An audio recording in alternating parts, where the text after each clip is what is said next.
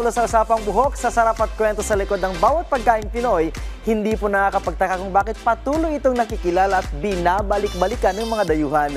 Makailang beses nang napabilang ang mga paborito nating ulam sa tala ng pinakamasasarap na pagkain sa buong mundo.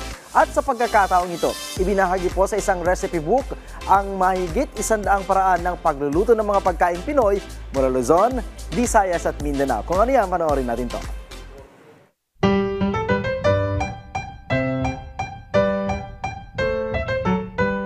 Sa bawat hapagkainan ng pamilyang Pilipino ay nabubuo ang sari-saring kwento. At likas na sa ating kultura ang makahiligan ng iba't ibang pagkain.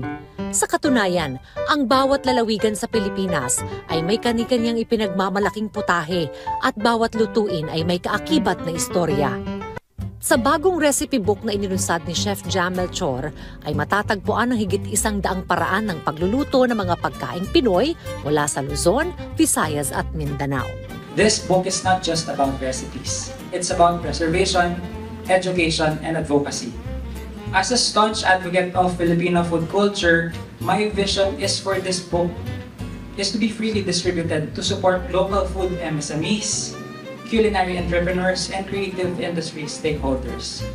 Isang cookbook na hindi lamang koleksyon ng mga recipe, kundi isa ring paglalakbay tungo sa kultura, tradisyon at puso ng lutong Pinoy. Layunin ng librong Kayumanggi, a kaleidoscope of Filipino flavors and traditions na pangalagaan at maipromote ang mga pagkaing gawa ng Pilipino.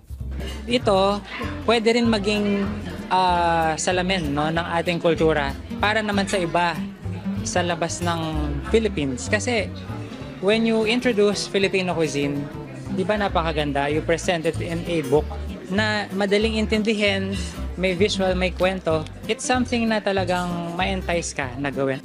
Sa tulong ng Department of Trade and Industry at Philippine Culinary Heritage Movement, pati na rin ng US Embassy, ay matagumpay na inilunsad ang librong nagbibigay pugay sa mga lutuin na sa atin ay ipinamana.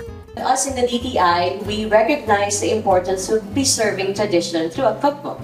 We wanted to create something that's lasting, something that we can pass on to generations to the next. So this initiative also aligns with the DTI's commitment to strengthening and preserving the Philippine creative industries. Filipino gastronomy is not just a cultural treasure, it is an economic driver. Ang lutong Pinoy ay higit pa sa simpleng pagsasama-sama ng rekado.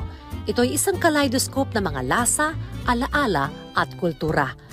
At sa pamamagitan ng aklat na ito, ay matututuhan din nating mas pahalagahan ang bawat kwento at lasa ng pagkaing inihahain sa ating mesa.